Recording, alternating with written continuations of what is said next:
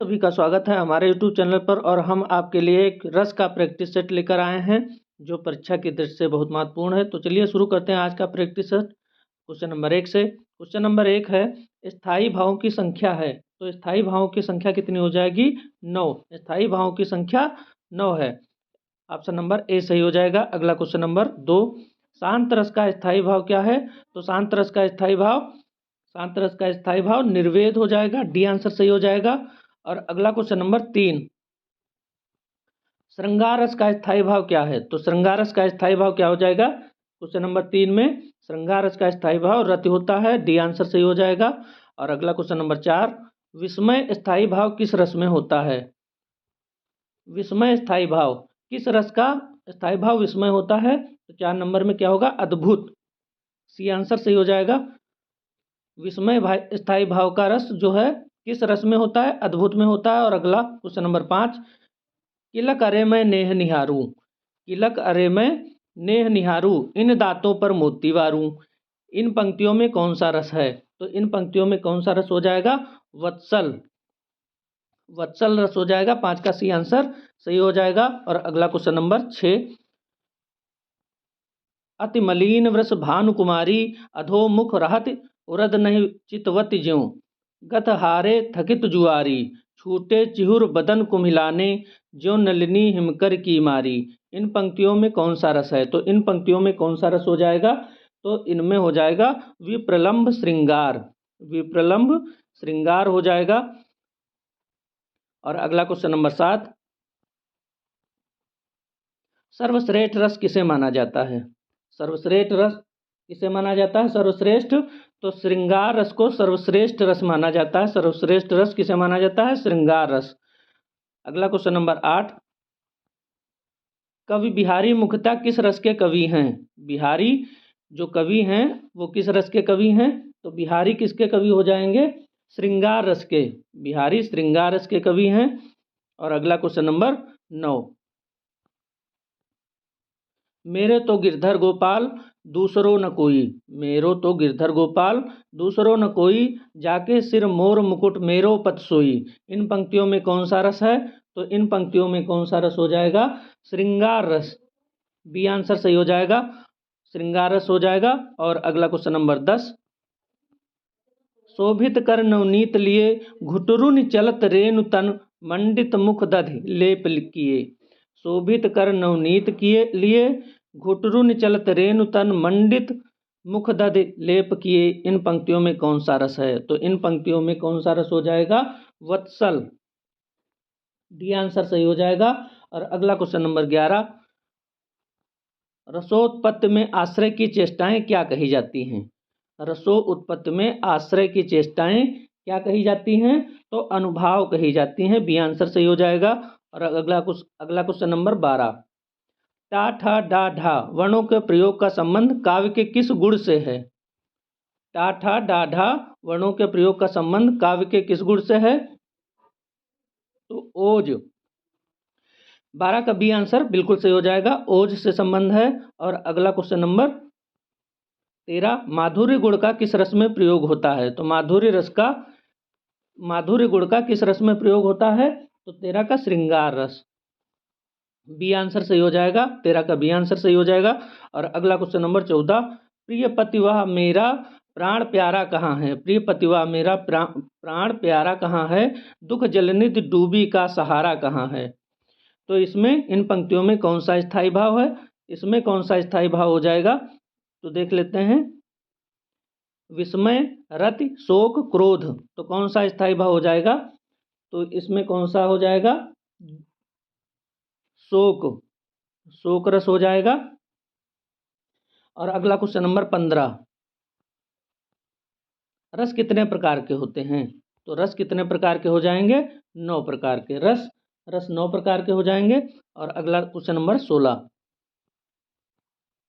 उधव मोहि ब्रज बिसरत नाही, हंस सुता की सुंदर कगरी, और द्रुमन की छाही, उधव मोहि ब्रज बिसरत नाही, हंस सुता की सुंदर कगरी, और द्रुमन की छाही, इसमें इन पंक्तियों में कौन सा रस है?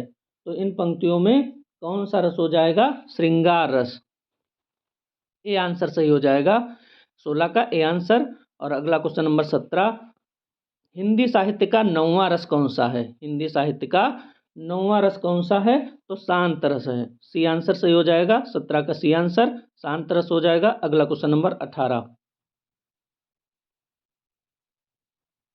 उस काल मारे क्रोध के तन कांपने उसका लगा, मानो हवा के जोर से सोता हुआ सागर जगा। प्रस्तुत प्रस्तुत पंक्तियों में कौन सा रस है? उस काल मारे क्रोध के तन कांपने उसका लगा, मानो हवा के जोर से सोता हुआ सागर जगा। इन पंक्तियों में कौन सा रस है? तो इन पंक्तियों में कौन सा रस हो जाएगा? 18 का सही हो जाएगा रौद्र रस।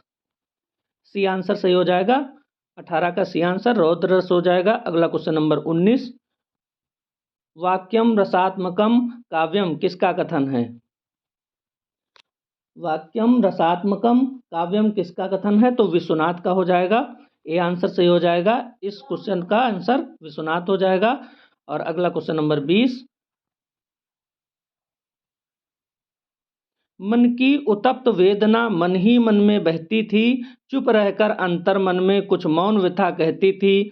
दुर्गम पथ पर चलने का वो संबल छूट गया था, अविचल अविकल वह प्राणी भीतर से टूट गया था। उपर्युक्त काव्य पंक्तियों में कौन सा रस अभिव्यंजित हो रहा है? तो इसमें कौन सा रस होगा? देख लेते हैं इसमें। तो 20 का करुण रस हो जाएगा। कौन सा रस हो जाएगा? करुण रस हो जाएगा। अगला क्वेश्चन नंबर 21, वीर रस का स्थायी भाव। तो वीर रस का स्थायी भाव क्या हो जाएगा?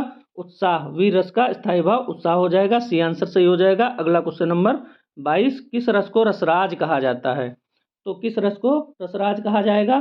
श्रृंगार रस को रसराज कहा जाता है। ये आंसर सही हो जाएगा। अगला क्वेश्चन नंबर 23, संचारी भावों की संख्या। संचारी भावों की संख्या कितनी होती है? 33।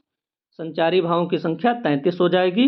और अगला क्वेश्चन नंबर 24, भरत मुनि के रस सूत्र में निम्नलिखित में से किसका उल्लेख नहीं है? तो किसका उल्लेख नहीं होगा? 24 में क्या सही होगा? शांत रस का उल्लेख नहीं है। बी आंसर सही हो जाएगा। अगला क्वेश्चन नंबर 25, भरत मुनि के अनुसार रसों की संख्या। तो भरत मुनि के अनुसार रसों की संख्या कितनी हो जाएगी? 25 का आंसर कितना हो जाएगा? 8। ये आंसर सही हो जाएगा। अगला क्वेश्चन नंबर 26, विभत्स रस का स्थायी भाव। विभत्स रस का स्थायी भाव क्या हो जाएगा 26 में? तो जुगुप्सा हो जाएगा, घृणा हो जाएगा। विभत्स रस का स्थायी भाव विभत्स और जुगुप्सा और घृणा हो जाएगा। डी आंसर सही हो जाएगा। अगला क्वेश्चन नंबर 27, क्रोध किस रस का स्थायी भाव है? तो क्रोध किस रस का स्थायी भाव हो जाएगा? 27 में रौद्र रस का स्थायी भाव हो जाएगा। और 27 का बी आंसर सही हो जाएगा। अगला क्वेश्चन नंबर 28, जहाँ तहाँ मज्जा मांस रुचिर लखी परत बगारे, जित जित छिटके हाड़ से तो कहूँ कहूँ रतनारे। इस अवतरण में कौन सा रस हो जाएगा? 28 में। तो 28 में विभत्स रस हो जाएगा। ये आंसर सही हो जाएगा। अगला क्वेश्चन नंबर 29, केशव कहीं न जाय का कहिए, देखत तव रचना विचित्र, अति समुझ मन ही मन रहिए। इस काव्य पंक्ति में कौन सा रस हो जाएगा? तो इस काव्य पंक्ति में कौन सा रस होगा? अद्भुत रस। डी आंसर सही हो जाएगा। और अगला क्वेश्चन नंबर 30, रस सिद्धांत के आदि प्रवर्तक कौन है? रस सिद्धांत के आदि प्रवर्तक कौन है? तो भरत मुनि हो जाएंगे। ये आंसर सही हो जाएगा। और अगला क्वेश्चन नंबर 31, का शाब्दिक अर्थ है भाव को विशेष रूप से परिवर्तित करने वाला।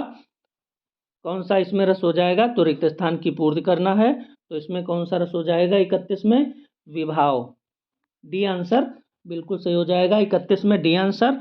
और अगला क्वेश्चन नंबर 32, नवरस में शामिल रस नहीं है। नवरस में कौन सा रस शामिल नहीं है? तो 32 में वत्सल। वत्सल रस शामिल नहीं है 32 में। डी सही हो जाएगा। नवरस में कौन सा शामिल नहीं है? तो वत्सल नहीं शामिल है। अगला क्वेश्चन नंबर 33, रस सूत्र विभावानुभाव विचारी संयोग आद्र निष्पत्ति किस ग्रंथ में आया है? तो ये सूत्र किस ग्रंथ में आया है? 33 का क्या सही हो जाएगा? नाट्यशास्त्र। नाट्यशास्त्र सी आंसर सही हो जाएगा। नाट्यशास्त्र में ये सूत्र उल्लेखित है। और अगला क्वेश्चन नंबर 34, निम्नलिखित रसों को उनके स्थायी भाव के साथ सुमेलित करना है। तो इसमें देख लेते हैं कि कौन सा किसमें सुमेलित होगा। तो रौद्र का क्या हो जाएगा, रौद्र का क्रोध हो जाएगा, यहाँ पे 3 ए का तीसरे में मिल जाएगा। और बी नंबर में विभत्स, विभत्स किससे मिलेगा, विभत्स मिलेगा जुगुप्सा से। तो बी का एक आंसर सही होगा, ए का 3 आंसर सही होगा, और सी नंबर में अद्भुत, अद्भुत का विस्मय से मैच हो जाएगा। और डी शांत, शांत का किससे होगा, तो शांत का निर्वेद। यहाँ पे रौद्र का क्रोध से, विभत्स का जुगुप्सा से, अद्भुत का विस्मय से, और शांत का निर्वेद से मैच हो जाएगा। तो दोस्तों ये आज का अंतिम क्वेश्चन था। वीडियो अच्छी लगी है तो लाइक करें, सब्सक्राइब करें और अपने दोस्तों में शेयर करें।